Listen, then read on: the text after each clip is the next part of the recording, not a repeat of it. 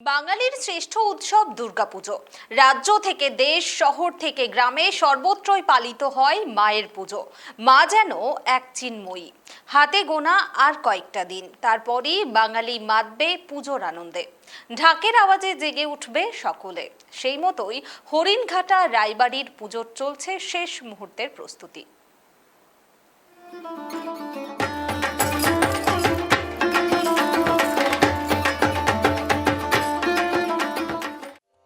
হরিণঘাটার রায়বাড়ির পুজো বহু প্রাচীন এই পুজো, যা নয় নয় করে 106 বছরে পদার্পণ করেছে।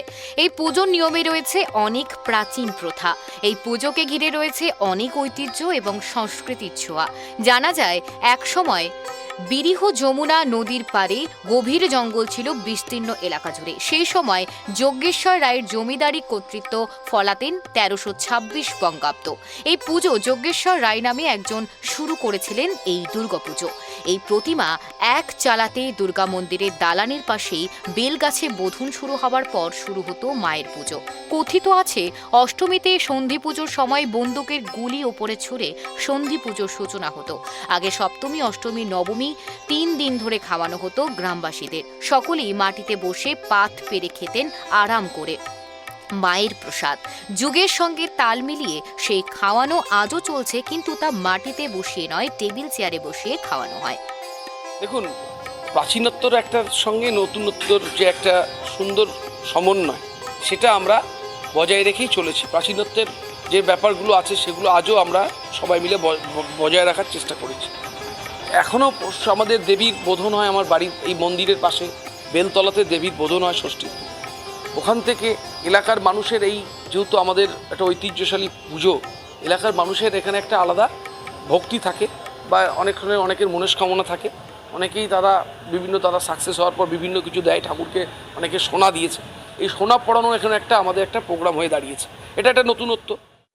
একসময় বলি প্রথা থাকলেও বলি আজও আছে, তবে আখ, চাল, কুমড়ো, কলা বলি দিয়ে শুরু হয় নবমী পুজো।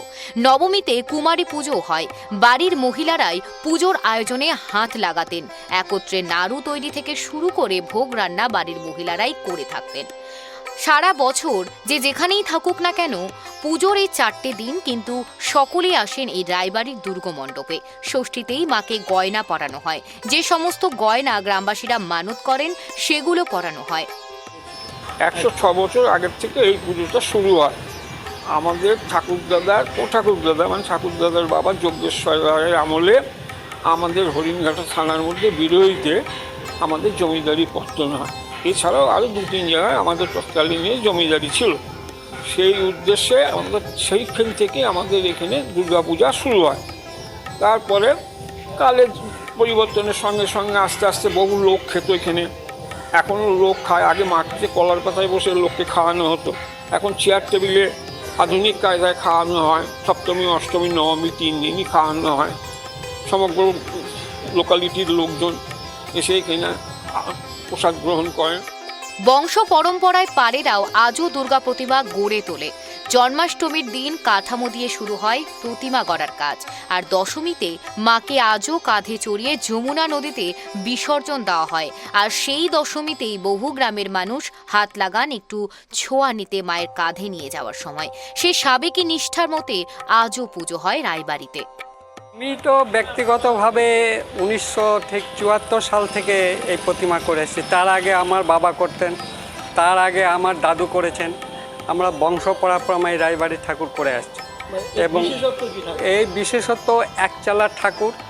এবং আমরা ছোটোবেলার থেকে দেখেছি, যখন আমি তৈরি করতাম না তখন আমরা এই পুজোয় এসে দেখতাম এখানে এই এরিয়ার মধ্যে এই পুজোটাই তখন মেন ছিল, এই রায়বাড়ির পুজো। রায়বাড়ির দুর্গাপুজোর সকল মানুষের আগমনী পালন করা হয় এই মহৎ উৎসব। প্রাচীন প্রথা মেনে পূজিতা হন মা উমা। নদিয়া থেকে অমিত কুমার সরকারের রিপোর্ট, ট্রাইব টিভি বাংলা।